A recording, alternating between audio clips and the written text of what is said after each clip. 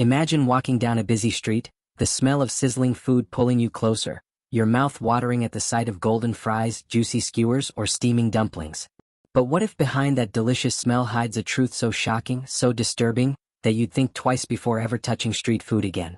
Stay with me, because once you hear this story you might never see it the same way again. It started in a small but bustling European city, where street food wasn't just a convenience but a tradition. Tourists loved it, locals depended on it, and the vendors lined the main square every evening, turning it into a glowing patchwork of aromas and chatter. Among them was a man named Victor, known for his famous fried skewers. People swore his food had a taste you couldn't find anywhere else, crispy on the outside, tender on the inside, seasoned perfectly. His stall was always the busiest, with queues stretching into the street. Anna, a young journalist, had just moved to the city for work. She was curious, adventurous, and had a soft spot for street food. Every evening after work, she'd stop by Victor's stall, buy a portion of his skewers, and eat them while walking home.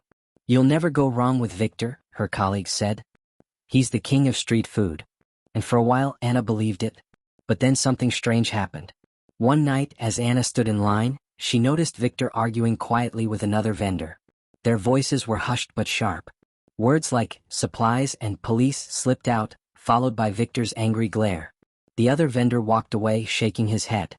When Anna reached the counter, Victor greeted her with his usual smile, but for the first time, Anna felt uneasy.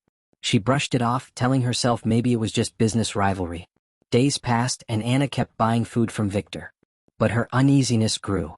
She began to notice little things: the way he guarded his cooking area so no one could see too much, the strange sacks he carried into his stall late at night when most vendors had already packed up, and the way stray dogs sometimes gathered near his stall only to leave moments later, whining and restless. One evening, while finishing her food at home, Anna felt suddenly ill. A wave of nausea hit her, followed by stomach cramps. She spent the night curled up, unable to sleep. The next day she asked her colleagues if they'd ever had stomach issues after eating from Victor's. To her surprise, a few nodded. "Yeah, sometimes," one said. "But it's worth it, the food's too good." Another laughed. "That's street food for you. Can't expect it to be clean." Anna wasn't convinced. As a journalist, curiosity was in her bones. She decided to dig deeper. That night, instead of going straight home after buying her skewers, she circled back and watched Victor from across the street. He worked quickly, but when most of the customers were gone, she saw him pull out a large container from under his stall. He opened it, checked inside, and then locked it again, glancing around nervously. Anna's heart raced. What could be in that container? The following week, Anna began researching food safety in the city. She discovered reports of food poisoning linked to street vendors, but many were brushed aside due to lack of evidence. Victor's name appeared once in a complaint, but it had been dismissed. It seemed no one wanted to challenge the king of street food. Determined, Anna came up with a plan. She befriended Victor, stopping by more often, chatting casually, pretending to admire his dedication. Slowly, he grew comfortable with her presence, and once, when she complimented his food too enthusiastically, he chuckled. "Ah, it's a special recipe. One people don't forget." His words sent a chill through her, though he said them lightly. One stormy night, Anna decided to follow him after he closed. She stayed far behind, her hood up, her footsteps quiet against the wet pavement.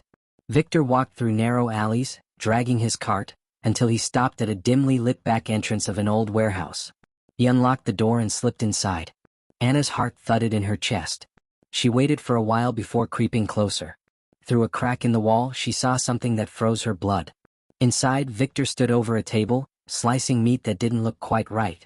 The room smelled strange, not the pleasant aroma of his cooked food, but something metallic, sour, almost unbearable. Barrels were lined against the wall, covered in grime. Rats scurried in the corners.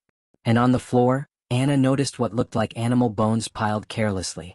Victor worked with a disturbing calm, humming to himself as he packed the sliced meat into containers. Anna stumbled back, her stomach turning. She didn't know exactly what kind of meat it was, but it was clear something wasn't right. She ran home that night, shaken, her mind racing with questions. What was Victor serving all these people? How had no one uncovered it yet? The next morning she wanted to tell someone, but she knew without proof no one would believe her. Victor was too popular, too trusted. She decided to go back, this time with a camera. That evening she returned, her phone ready, her hands trembling. She watched from the shadows as Victor once again slipped into the warehouse. She pressed record and crept closer. Through the crack, she filmed the entire scene. The unsanitary conditions, the barrels, the piles of bones, the strange meat being sliced and stored. Just as she zoomed in, Victor paused, turned his head and looked towards the wall. Anna's breath caught in her throat. Had he seen her? She ran, her footsteps echoing in the alley, her heart pounding louder than the storm overhead. She didn't stop until she was safe inside her flat, locking the door behind her. The video was shaky, but the evidence was there. She uploaded a copy to her cloud immediately, just in case. But something told her this was just the beginning. Anna barely slept that night. Every time she closed her eyes, the image of Victor in that filthy warehouse flashed before her. The stained floor, the piles of bones, the strange meat he sliced with chilling precision. She kept asking herself the same question over and over. What exactly had she seen? Was it just rotten animal meat or something worse? And why did the smell linger in her memory like something too foul to forget? By sunrise, Anna had made up her mind. She couldn't ignore this. People deserved to know the truth. She took a deep breath, poured herself a strong cup of coffee, and sat down to watch the footage again. Even though she had filmed it herself, it still made her stomach twist. There was no denying what she saw. This was not how food should ever be handled. That morning, she reached out to her editor, Martin, a seasoned journalist known for his no-nonsense attitude. I have a lead, she told him over the phone. It's about a popular street food vendor. There's something seriously wrong happening behind the scenes. Martin was intrigued but cautious. How serious? Serious enough that people could get sick. Maybe worse. Bring me what you have, he said. We'll look into it together. At the office, Anna showed him the video. Martin leaned forward, watching closely, his expression growing darker with every passing second. When it ended, he looked up at her with a mix of concern and disbelief. This is disturbing, he muttered. But it's not enough. We need hard evidence. Lab tests, official reports, confirmation of what that meat actually is. Otherwise, he'll sue us for defamation. Anna had expected that. Then I'll get the evidence, she said firmly. Martin gave a reluctant nod. Be careful, Anna. People like this, they don't like journalists snooping around. His warning stayed with her as she left the office. Victor might look like a friendly vendor, but something about the way he had turned his head in that warehouse made her uneasy. She had felt, in that split second, that he knew someone was watching. And if he suspected her, things could turn dangerous. The following day, Anna returned to Victor's stall as if nothing had happened. She ordered her usual portion, forcing a smile even though her appetite had vanished. Victor seemed cheerful as always, greeting her by name and asking about her day. But his eyes lingered on her a moment too long, as if studying her face for signs of suspicion. Long day at work? He asked casually. Very, she replied, pretending to be tired. I think I'll eat and head straight home tonight. He nodded and handed her the food, but she couldn't shake the feeling that he was watching her as she walked away. Instead of going home, Anna slipped into a nearby alley and waited until Victor packed up his stall. She followed him again, this time staying farther behind and keeping her phone recording the whole time. As before, he pushed his cart into the narrow streets and vanished into the warehouse. Tonight, though, she had a different plan. She circled to the back of the building and found a broken window partially hidden behind some crates. It was small but just wide enough for her phone. Carefully, she slipped it through and positioned it to film the inside. What she captured made her blood run cold. Victor was not alone. 3 men were with him, all wearing dirty aprons and gloves, working silently under dim lights. On one table lay heaps of raw meat, but it didn't look like chicken or beef. The cuts were irregular, discolored, and covered in blood that looked darker than normal. One man was cleaning bones, long, thin bones that didn't look like they came from animals at all. Anna's hand shook so badly she nearly dropped her phone. She couldn't stay there any longer. She pulled the device out and backed away into the shadows, her heart hammering in her chest. Back at her apartment, she watched the footage over and over, each time feeling sicker than before. She needed to know what that meat was. The next day, she bought another portion of skewers from Victor. But instead of eating them, she sealed them in a sterile bag and took them to a private lab for analysis. The wait was excruciating. 3 days passed before she got a call from the technician. Miss Carter, the voice on the other end said slowly, we've finished the analysis of your sample. Are you sitting down? Yes, Anna said, gripping her phone tightly. The sample contains traces of human DNA. The world seemed to tilt beneath her feet. What? She whispered, her voice barely audible. I'm afraid so. We double-checked to rule out contamination. It's definitely there. Anna ended the call with shaking hands. It was worse than she had imagined. This wasn't just a case of poor hygiene or spoiled meat. This was something monstrous. And Victor wasn't just breaking the law. He was committing unthinkable crimes. She rushed to Martin's office and told him everything. His face went pale as he listened. "We have enough now," he said. "We go to the police. This is beyond journalism." Together they took the footage, the lab report, and all of Anna's notes to the authorities. The police listened carefully, their expressions grim. They promised to investigate immediately and asked Anna to stay quiet for her own safety. But Victor must have sensed something was wrong. 2 nights later, Anna woke up to a noise outside her apartment. When she looked through the peephole, a figure was standing in the hallway, tall, broad-shouldered, wearing a dark hood. Her heart stopped. He stood there for a long moment before walking away. The next morning she received a text from an unknown number: "Stay out of things that don't concern you." Anna's hands shook as she showed the message to Martin and the police. They increased security around her building and promised that they were closing in on Victor and his operation. Still, she couldn't shake the fear that she was being watched. A week later it finally happened. Police raided the warehouse in the middle of the night. What they found was beyond horrific. Piles of unmarked meat, dozens of barrels filled with rotting remains, and records that hinted at a network far bigger than just Victor. Several people were arrested, including Victor himself, who screamed and cursed as he was dragged out in handcuffs. News of the scandal exploded across the city. People were horrified to learn that the street food they had loved so much might have been mixed with human remains. Health inspectors shut down dozens of stalls pending investigation. The city's food safety laws were rewritten almost overnight. And Anna? She became both a hero and a cautionary tale, praised for her bravery but haunted by what she had uncovered. She stopped eating street food altogether, unable to look at it without remembering the smell of that warehouse or the bones on the table. Yet deep down she knew that telling the truth had saved countless lives. But the story wasn't over yet. Because just when she thought the nightmare was behind her, a letter arrived at her door. No return address, no sender name. Inside was a single line written in messy handwriting. "You only stopped one of us."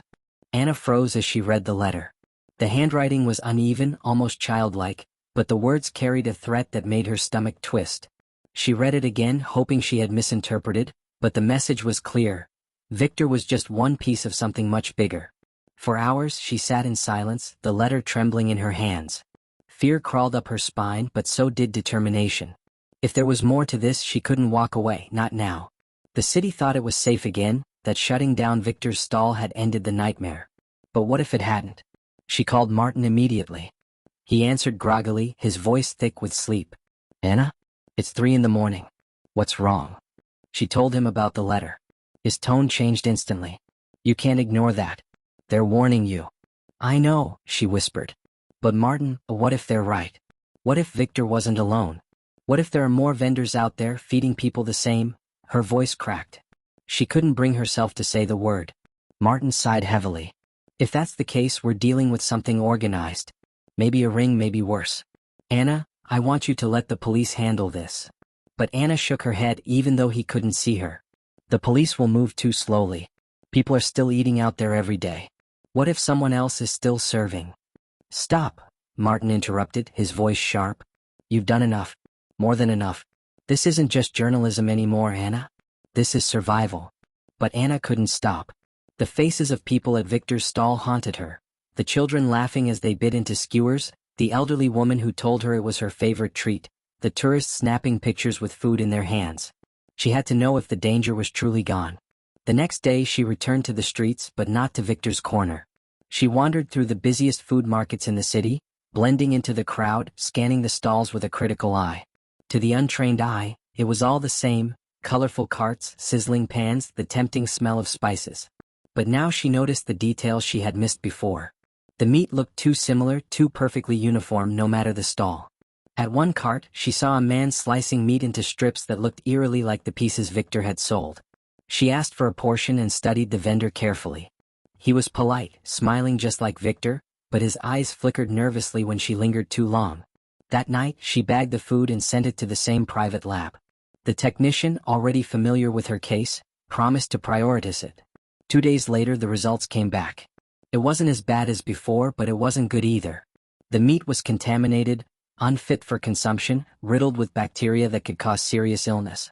Anna felt a chill run through her.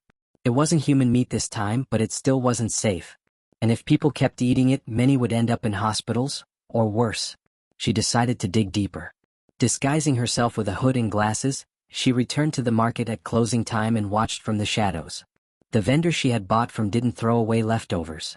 Instead, he loaded crates of unsold meat into a van parked nearby. Another man climbed into the driver's seat. They drove off quickly, weaving through back streets. Anna followed on foot, keeping to the alleys. The van stopped at a rundown building on the edge of the city. She recognized the pattern immediately. It was too similar to Victor's warehouse. Heart pounding, she pulled out her phone and filmed as the men carried crates inside. She caught a glimpse of something through the open door, a row of refrigerators stacked with unlabeled bags of meat. She backed away slowly, trying to stay out of sight. But then behind her, a voice said quietly, "You shouldn't be here." Anna spun around. A tall man stood in the shadows, his face partly hidden by a cap. His eyes were cold, unblinking. He stepped closer, and for a moment, Anna thought her legs would give out. I was just lost," she stammered, forcing herself to stay calm. The man studied her for a long, terrifying moment. Then he gave a thin smile. "Be careful. Some places are dangerous at night." He turned and walked into the warehouse, disappearing behind the heavy door. Anna exhaled shakily, realizing she had been holding her breath. She hurried away, her heart racing so fast it felt like it might burst. Back at her apartment, she collapsed onto the couch, shaking uncontrollably. She had seen enough to know the operation was larger than Victor. The warehouse, the van, the crates, it was organized, professional, and hidden in plain sight. She called Martin again. "It's not over," she said, her voice trembling. "Victor was just one piece. There's a whole network. I saw another warehouse tonight." Martin swore under his breath.